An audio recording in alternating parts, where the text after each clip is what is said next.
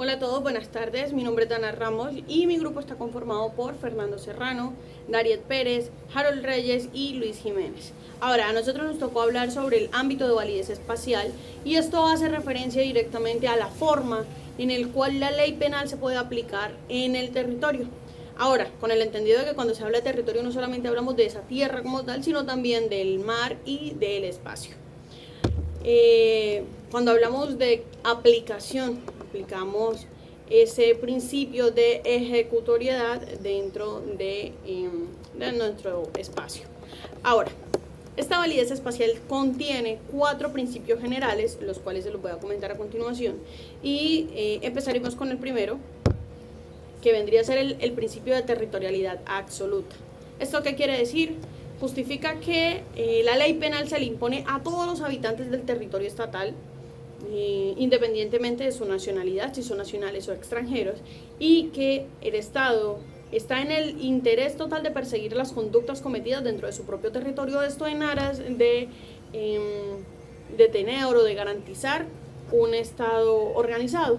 Ahora, el principio de personalidad habla directamente sobre la nacionalidad y que aunque nos vayamos fuera de nuestro país, fuera de nuestro territorio, esa nacionalidad sigue yendo con nosotros y que por ende nuestro Estado o nuestro país está en todo su deber y en todo su derecho tanto de proteger como de castigar cualquier acto punible que yo ejecute o cualquiera que se ejecute sobre mi persona.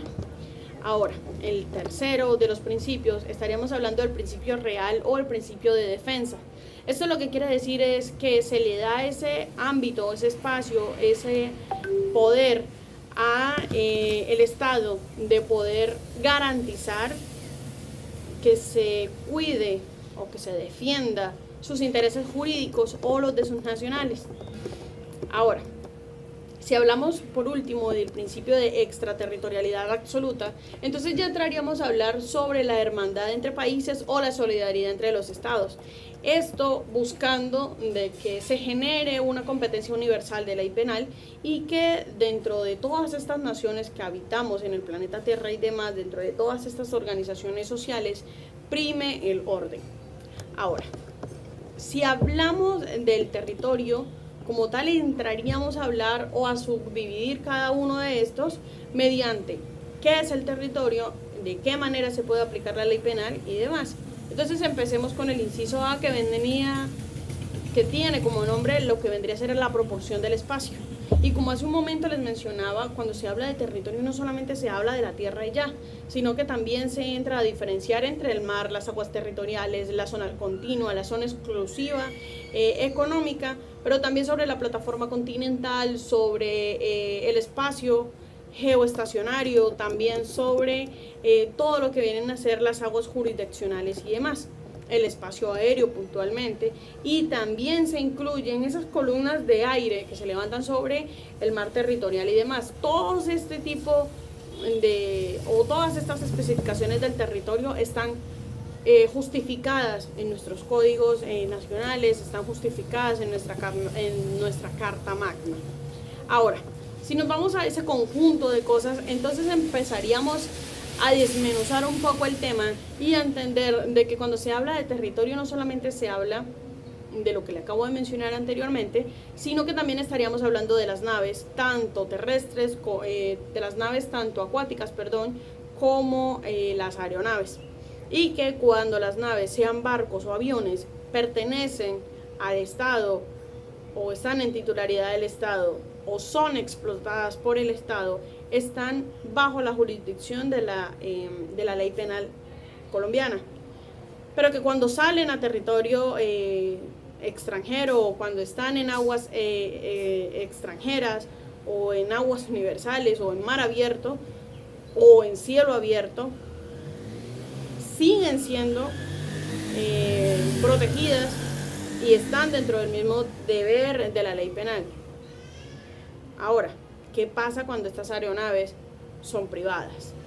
Si están en territorio colombiano, se marcan y se rigen mediante estas leyes, pero si salen de ese territorio colombiano, entonces ya no lo estarían.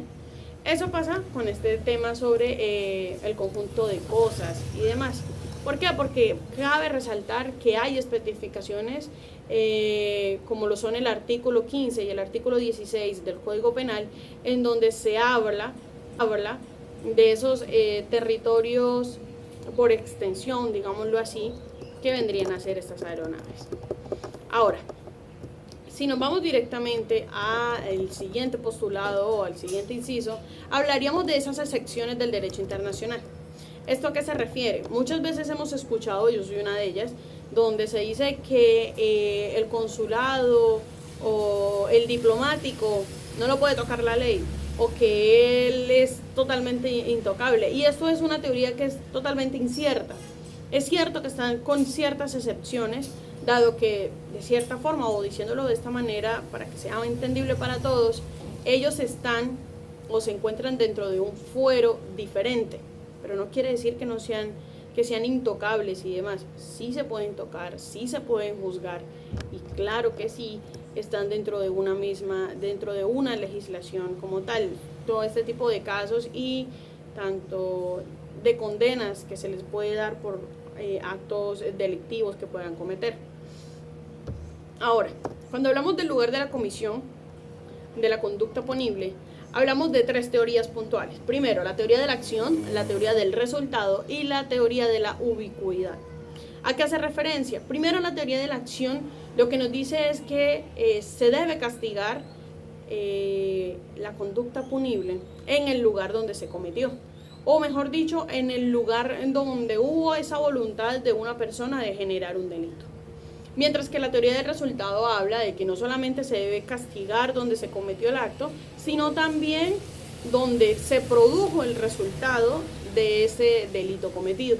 Y por último, el de la ubicuidad habla también donde se generó la conducta punible, pero también donde se pensó, donde se entendió la voluntad que había de generar este acto delictivo y se generó de manera parcial o manera imparcial. Ahora, dentro de las personalidades que tenemos y dentro de esas personalidades que hablamos hace un momento, dentro de esas nacionalidades para la ley penal, hay algunas de ellas que podríamos empezar a explicar, más adelante se las explicaré a fondo, pero esto tiene mucho que ver también con la forma en la que se aplica la ley y demás. Ahora, si yo, Dana Ramos, quiero cometer un delito y no se me permite cometer dicho delito, se frustran mis planes, entonces allí entraría el tema de la tentativa, de los delitos de tránsito o de los delitos de participación criminal.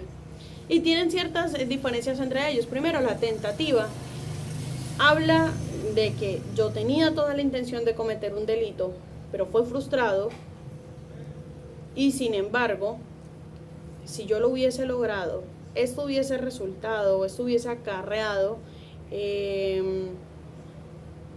un conflicto, un desenlace y demás. Entonces allí debe realizarse una valoración sobre un delito con tentativa. Pero si se trata de un delito de tránsito, debe distinguirse si la parte de la conducta o de quien lo ejecutó o de quien fue la víctima se hizo en suelo colombiano. Ahora, esto teniendo en cuenta de que la ley penal se debe imponer sobre cualquier infracción que se realice y demás. Ahora, el principio de criminalidad habla sobre la determinación y la complicidad que hubo. Hace un momento yo les hablaba de que habían dos tipos de personalidades. Bueno, se las voy a explicar, y vendría a ser la personalidad activa y la pasiva. Cuando se habla de una coautoría, se está hablando sobre una participación en un delito y demás. Entonces, todo este tipo de posibilidades dentro de la conducta punible o dentro de ese delito están amparadas bajo el artículo 30 del Código Penal. Ahora, la extraterritorialidad penal está marcada por 6 numerales. De estos 6 numerales, el principal o el numeral número 1 vendría a ser uno que comparte dos intereses, digámoslo así. Y este primero estaría con el postulado real de defensa, que fue uno de esos principios que al principio de este video les comentaba. Y la otra estaría ligado a la personalidad, es decir, al nacional fuera del territorio o dentro del territorio y demás.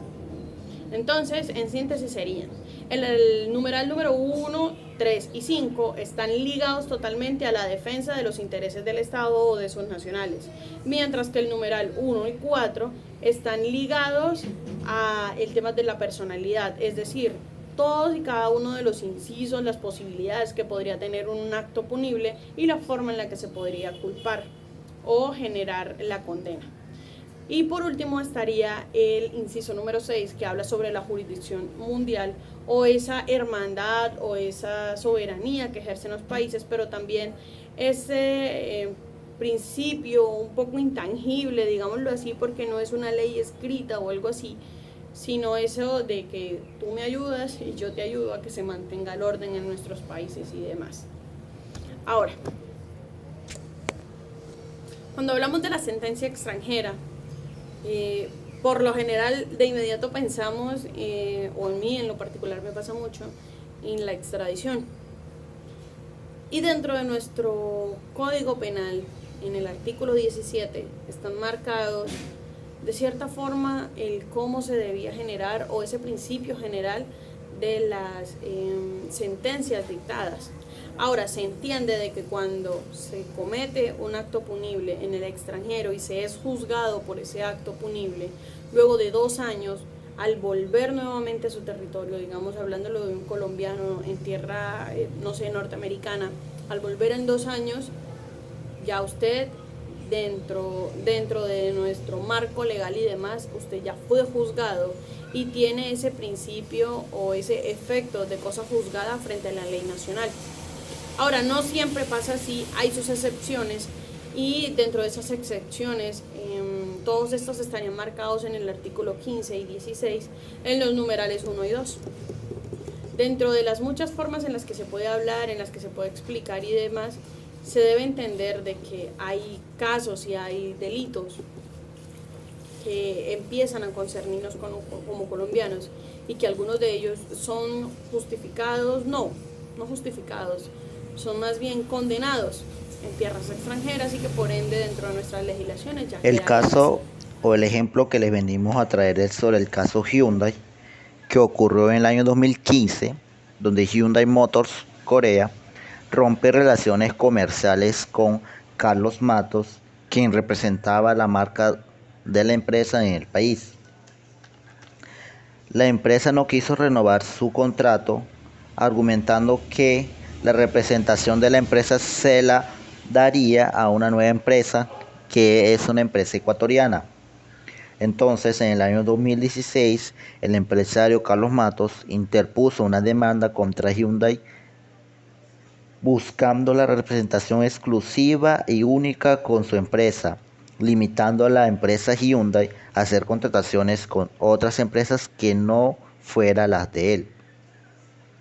Entonces, para lograr dicho fallo a su favor, sobornó a un juez de la República por 100 millones de pesos, juez sexto civil del circuito. Entonces, en 2015, el empresario, al enfrentar una serie de indagaciones, se refugia en España y las autoridades colombianas emitieron una circular azul requiriendo al empresario, ya que este tiene un proceso pendiente en el país, y se le notifica al gobierno de España autorizar su extradición al país por 2 delitos, los cuales son por cohecho por dar y ofrecer en grado de autoría y daño informático agravado, lo cual estaría enfrentando una condena entre 63 y 78 meses de prisión. Y además de eso, pagó una multa por $1 millón como indemnización a la rama judicial, una de las víctimas de este caso. El delito de cohecho y el cohecho de dar y ofrecer en grado de autoría se dice que es cuando se le soborna a a un servidor público.